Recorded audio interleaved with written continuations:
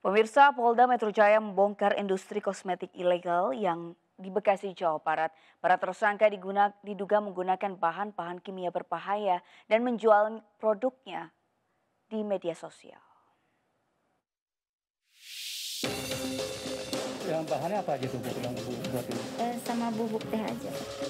Tertangkap basah tengah meracik kosmetik palsu. Kita temukan satu rumah. Tapi kan belum ada izin BPOM-nya Bu.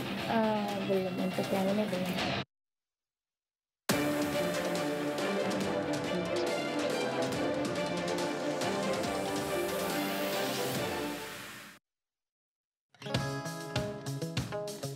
Pertama kali make, beberapa kali make itu masih bagus, wajahnya bersih, terus jerawatnya juga mulai berkurang. Sebenarnya untuk pemakaian pertama belum begitu terasa. Cuman ada efek ngelupas sedikit. Sebulan, mukanya tuh kayak sensitif gitu, jadi iritasi pada merah-merah gitu. Sampai akhirnya memutuskan ke dokter kulit, terus sama dokter kulit bilang kalau krim wajah yang aku pakai itu sebelumnya ternyata berbahaya.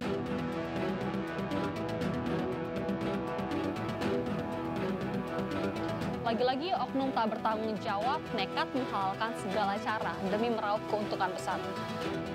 Kali ini belasan oknum tertangkap basah tengah meracik kosmetik palsu dengan kandungan zat kimia yang berbahaya dan memasarkannya secara bebas melalui media sosial.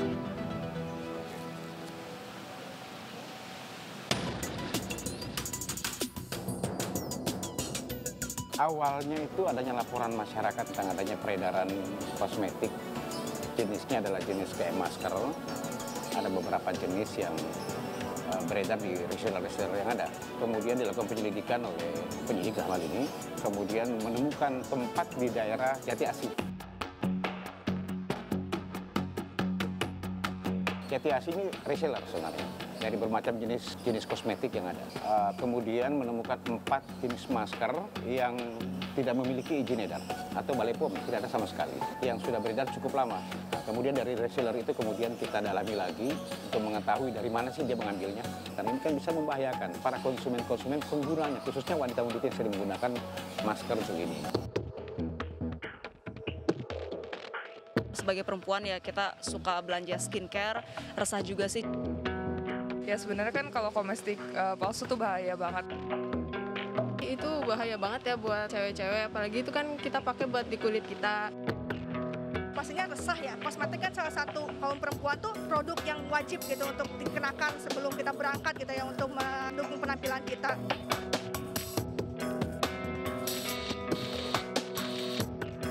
Setelah kita lakukan penggerebekan di daerah Jati Asih ya, Kota Bekasi tersebut, kita temukan satu rumah kontrakan yang memang sangat tersembunyi.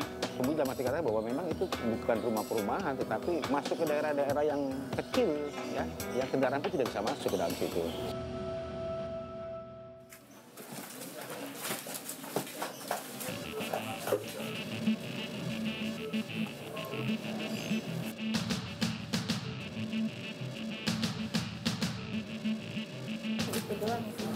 Bahannya apa aja sih Bu?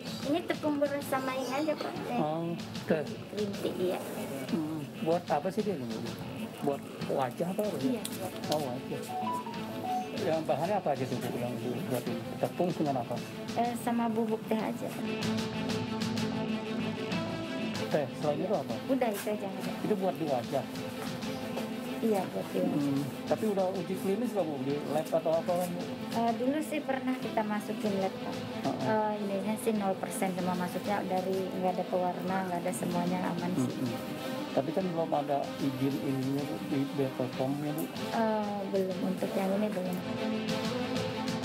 Sehari sih di apa ya, kalau di kiloannya itu kan sehari paling 50 kilo. Kalau sasetannya 1000. Dijual kemana aja? Dijualnya sih di ini aja ya, ada yang beli, ada yang order. Kering, kering di blender di ini jadi tepung baru dicampur. Ini mau lihat apa? Boleh.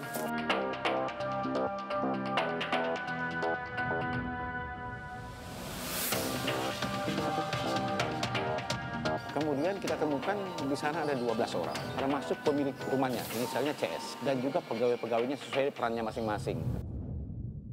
Ini udah berapa lama beroperasi? 6 bulan. Oh, masker doang. Masker aja? Masker kecantikan. Oh, buat muka gitu ya? Iya, cuma pesanan paling seminggu sekitaran 2.000. Udah banget. Dijualnya kemana ya? Jual online. Online? Nggak ke toko-toko di pasar apa? Ada jual pertokoan, kita jual online. Oh gitu. Berapa harganya? 2.000. 2.000.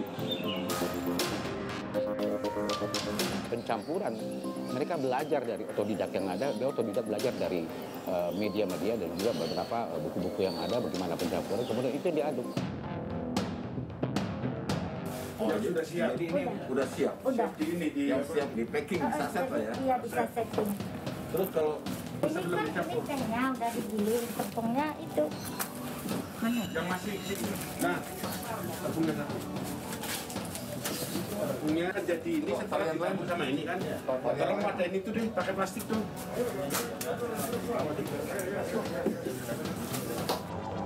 Kemudian mereka diatur, diajari bagaimana mencampur-campur dengan rasa apa yang ada. Nah ini yang bahaya. Dia ingin bentuk masker ini, masker jeruk.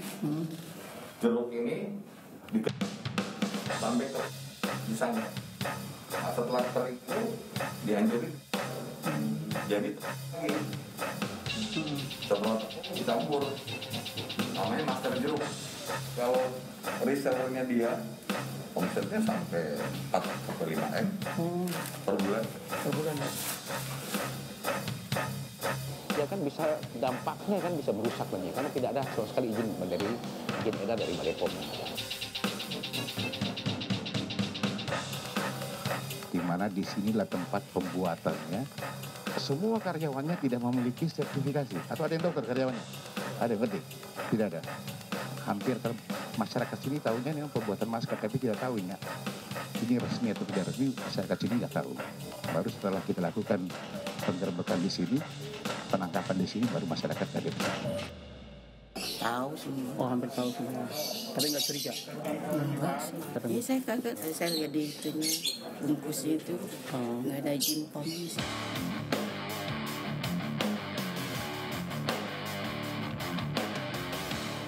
Kami kenakan di pasal 197 atau pasal 196 ya, di Undang-Undang Nomor 36 tahun 2009 tentang kesehatan.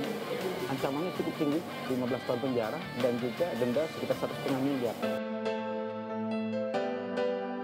Dari kerusakan yang ditimbulkan dari kosmetik palsu itu bisa permanen dan bahkan kita harus mengeluarkan biaya yang lebih banyak lagi untuk menyembuhkan dampak buruk dari kosmetik palsu itu sendiri. Cek dulu BPOM, itu paling penting banget. Kalau udah nggak ada BPOM, udah langsung tinggalin aja. Aku nyari tahu dulu ya kayak harga aslinya tuh berapa sih di pasaran. Kalau misalkan ada harga yang lebih murah, harus banget dicurigain nih. Cek baunya juga, kalau misalnya udah bau-bau yang menyengat, itu juga ditinggalkan. Belanja di official store-nya maupun itu di online, atau enggak kita datang ke tokonya langsung.